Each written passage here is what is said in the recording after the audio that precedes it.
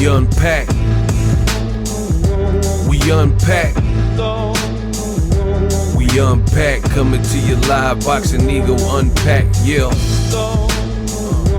We unpack. We unpack.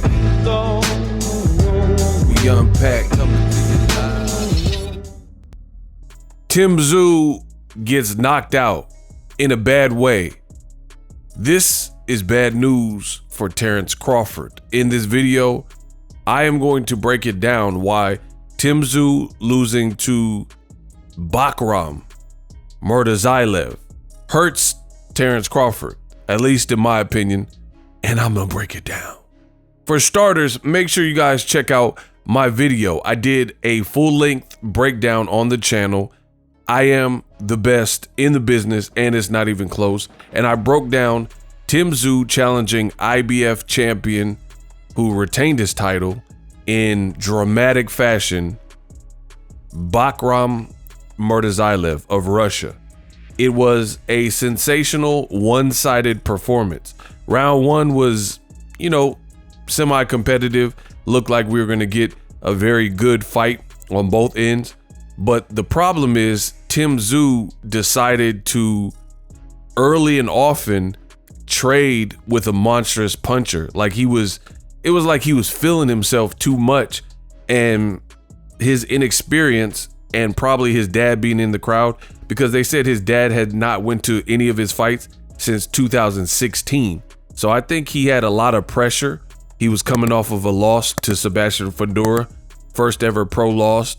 He lost his title, and his dad was in the crowd. So I don't know. I can't be sure. This is just a theory of mine, but I think the pressure kind of got to him. And credit to Murtazaev. I feel like Murtazaev, he looked for his openings. He laced Tszyu and threaded the needle and got the job done. And I think Tszyu, out of pride, embarrassment, like I said, his pops was in the crowd, he started to fight off of emotion, and it just really went downhill from there. Because you got to think about it. You're squared up. Your opponent has proven that he can hurt you. He's gained the momentum. It gets the psychological edge because he knows he's hurting you and dropping you. And when he was getting dropped, Tszyu was literally getting battered. He was getting dropped hard. It wasn't a flash knockdown. His whole body was being jolted and thrown on the ground, and his head was whiplashing. It was pretty bad. It looked like if Tszyu wasn't as tough as he was and didn't have a good chin, that some of those shots and knockdowns looked like a lesser chinned fighter, it would have put their lights out. And don't worry, stay tuned to the end of the video. I'll tell you how any of this, because this was a fight on PBC on Amazon Prime. Stay tuned to the end of the video and I'll tell you how this affects Terence Crawford from my view, right?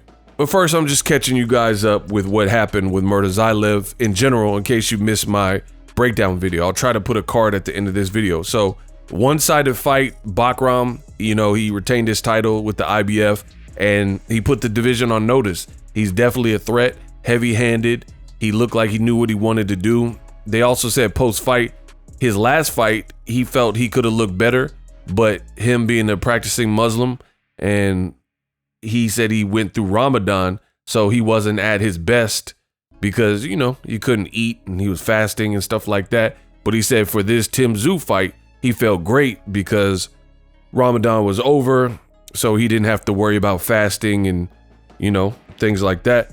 And he looked better in this fight than he did even in his last fight with the title. So credit to him. Boxing, it works like this. You pull up these upsets like Andy Ruiz, and when he beat Anthony Joshua and Murtazaev, and people weren't even checking for you, but now you made such a statement emphatically, people have no choice but to put some respect on your name and respect you. Okay, now is the time where I'll relate it all to Terence Crawford and why, to me, this is bad news for Terence Crawford. Now, Bud Crawford, in my opinion, has been pretty difficult. That's why I say bad business Bud on the channel. He's been a bit hard to read. Like, what does he truly want? He's 37 years old now. You fought Israel Madrimov. You became a champion. And there's opportunities in or around your division. And he seems fixated on Canelo Alvarez. But it's just a bad game plan because there's really no telling. You have to get chosen by Canelo. That's how that works. Canelo, he be on vacations with his wifey in Italy and Japan, you know, spending his money, enjoying his life. So I don't even know if Canelo is even thinking about his next move. Canelo, he's made, you know, he's made it, made a lot of money. He's a top earner in the sport. So at the end of the day, he's just living life. He's not fighting till May. So what is Terence Crawford going to do? Is he going to just sit around waiting, hoping that Canelo gets interested and wants to fight him and wants to work with Turkey and all this type of stuff and not fight until Cinco de Mayo? Despite the fact that Crawford pretty much left PBC, did the one fight with Errol Spence, and then he was out and started working on DAZN with Turkey, you know, in Riyadh season. You know, so for me, it just seems weird, and it seems almost like a pipe dream. Canelo already expressed that he didn't really want to fight Crawford because he comes from the lighter weight classes. He doesn't think he'll get credit, and Canelo knows his worth, and Canelo knows he can fight anybody and make a lot of money. You know, anybody, because of what he brings to the table and the crowd that he brings. So for me, that's one of the major issues here.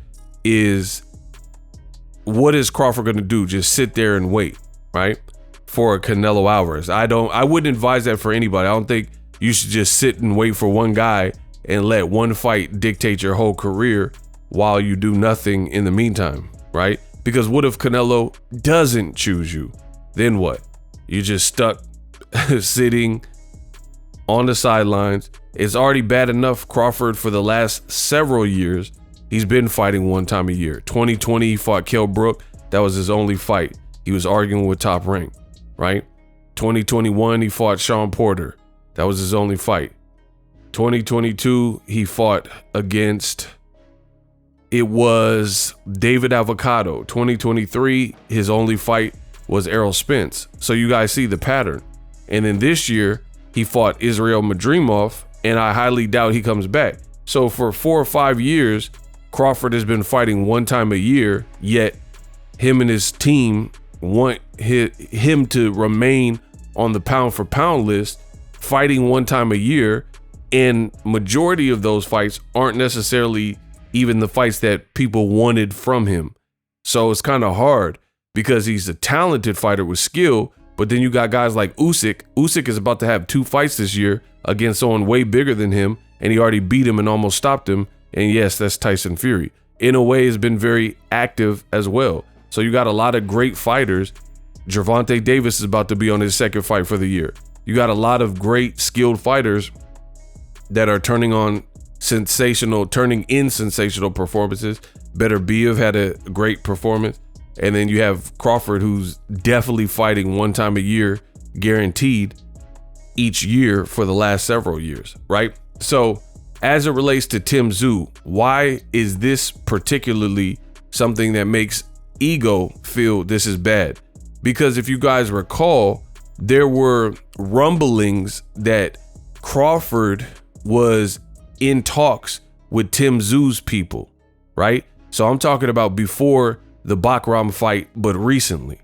There were rumors floating in the boxing industry that Crawford's team was basically silently talking to Tszyu, his team behind the scenes, to possibly do a fight.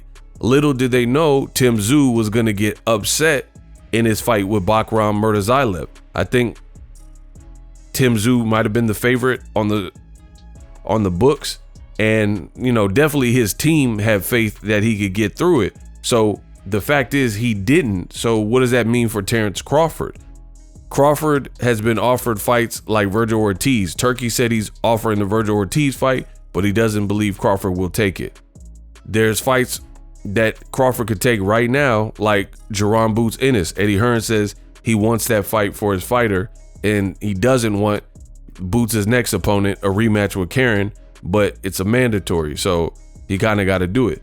So it's kind of weird where Crawford is in his career, because the Canelo, you don't know what he's thinking, and who knows if you could get that done. You guys aren't on the same platform. Canelo calls his own shots, so who knows? So that's a huge asterisk. Then you're turning down Virgil Ortiz fights or Jerron Ennis fights, or not really showing interest in them.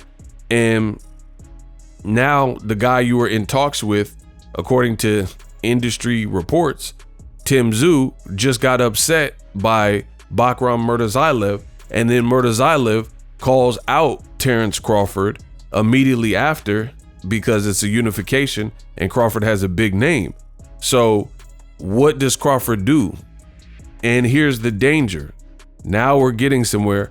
Now your boy Ego is cooking with grease. Terence Crawford fought Israel Madrimov. You could believe Shakur Stevenson, you could believe whoever you want, or you could listen to me. The fight was competitive. Most people felt the fight was competitive. If you had Crawford winning, I'm not mad at that.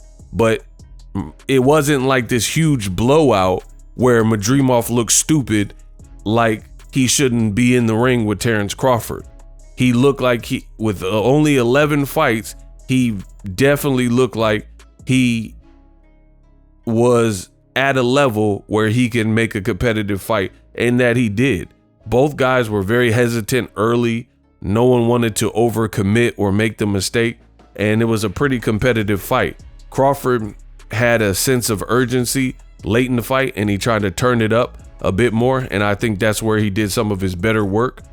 And, you know, it was just kind of a back and forth fight, kind of like a Bevo better Biev, where it's like neither guy looks like, hey, I'm on such a different level, you shouldn't even be in the ring with me. It wasn't that type of fight, the tempo of the fight. So coming off the Madrimov fight, yes, he's a champion. You're being called out by this heavy-handed Russian, and to be real, the Eastern European style outside of Postal, that's kind of the type of fighters that has given Crawford some real issue. You have a Lithuanian Mean Machine, gave Crawford issue, and even dropped Crawford and was outboxing Crawford in some of the early moments of that fight, early rounds of that fight. So Mean Machine definitely dropped Terence Crawford. Then again, his last fight with Israel Madrimov, you had Madrimov, who his footwork, his feinting, it had Crawford's eye looking pretty tattered up, you know, in the fight, and it was a competitive fight. So to be honest, what I've seen from Murtazaev, he's heavy-handed, and his combinations and his left hook was definitely there. So I think that would be a dangerous fight for Terence Crawford. So we'll see if Crawford answers the Murtazaev call. And here's the other thing. The danger when you're a Terence Crawford, because some people already question his chin, and some people also believe that Crawford has fought guys that had handicaps. So when a guy like Madrimov, there is no handicap. He wasn't coming off of an injury. He had activity. He had just fought in March where he became a champion, and then Crawford fought him, you know? So you've seen how that fight was competitive. Not fighting a guy who got shot in the leg or had bad eyes like Kell Brook from the Triple G and Errol Spence fight, but Bakram Murtazaev, he's in the same category. There's nothing wrong for him. Like, there's nothing wrong with him. He's a full-fledged 154. If anything, he looked kind of big versus Tszyu. So he looked like a big guy. He has heavy hands. He looks pretty durable from the fights that I've seen. And again, the Eastern European-ish style has kind of been a style that has given Crawford some issue. And we've seen him get hurt versus Gamboa. Trust me, if Murtazaev connects with the shots that he was landing on Tszyu, if he can do it, Crawford could definitely get hurt by him. But Crawford's a special fighter. who makes adjustments as well. So I think it's a good fight. But the point I'm making and the downside for Terence Crawford is, despite beating Tszyu, Murtazaev still isn't a huge name. So that becomes in the category of really a high risk, lower-ish type of reward. Yes, there would be the reward by unifying. And this is where we're going to see what Crawford is made of, because him and his team said he wants to move to 54 and do what he did in past divisions, 140 and 147, and become undisputed. So if that in fact is the case, you got to go through Murtazaev, and you should see, this is the thing. Some people try to compare Crawford to Floyd Mayweather, but you can't. Floyd, the way he moved was just different. Floyd Mayweather fought guys off of their best wins.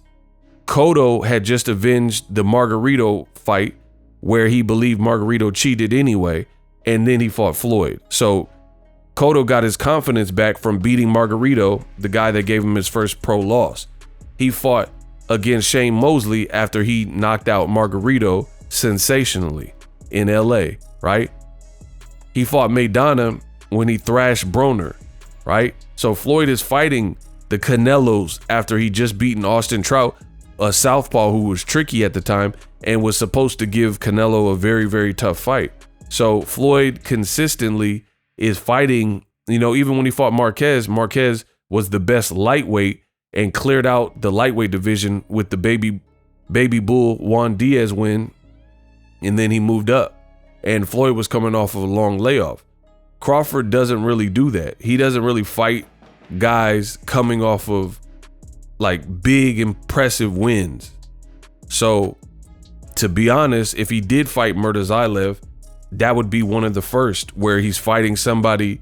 There's really no excuses, no handicaps, and coming off of a very nice marquee win over Tszyu, because Tszyu was a ranked and rated person with power who had beaten the Brian Mendozas, beaten Tony Harrisons, beaten Ocampo. Fundora fought Ocampo and went the decision with him. Tszyu fought Ocampo and he knocked him out quick, right? So just for the triangle theory heads, that's what it is. So we'll see how this all plays out, but I'm very interested because it's going to show about Crawford and his character and what he really wants to do.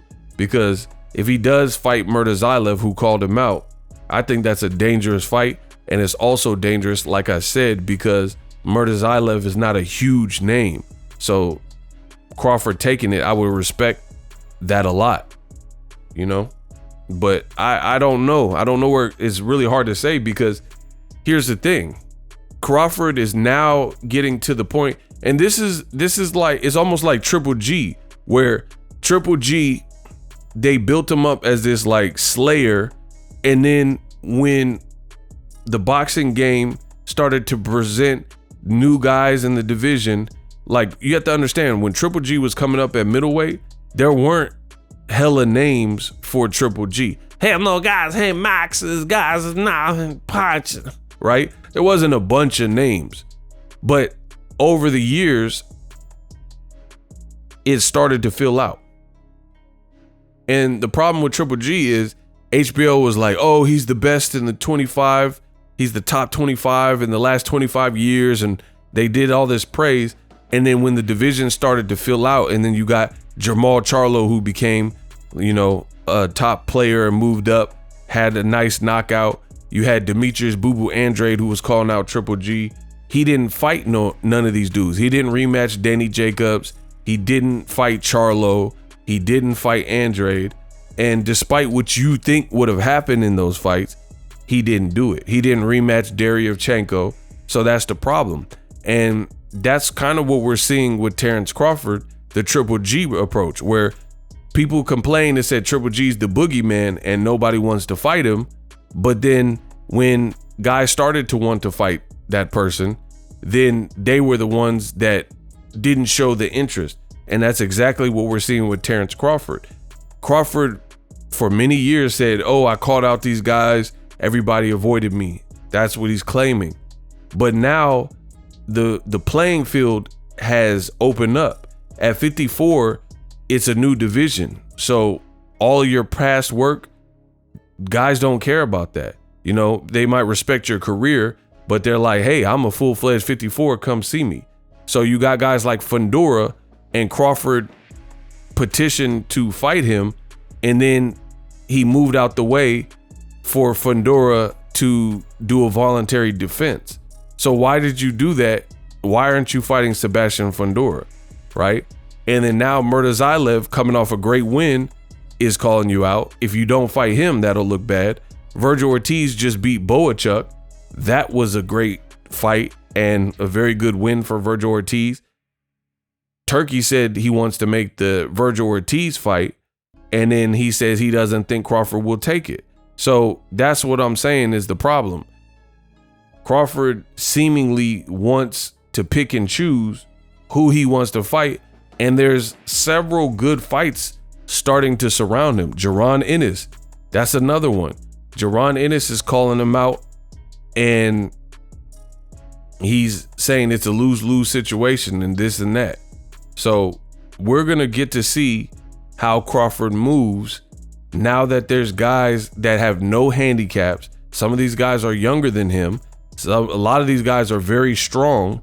It's going to be very interesting to see how Crawford handles himself. And again, the reason I got to stress this is because you can't have it both ways. You can't go through boxing saying you're the boogeyman and no one wants to fight you, and then you're still an active fighter and people start calling you out, and then you are the ones not giving them a chance saying, oh, I'm Terence Crawford, the money isn't right and this and that.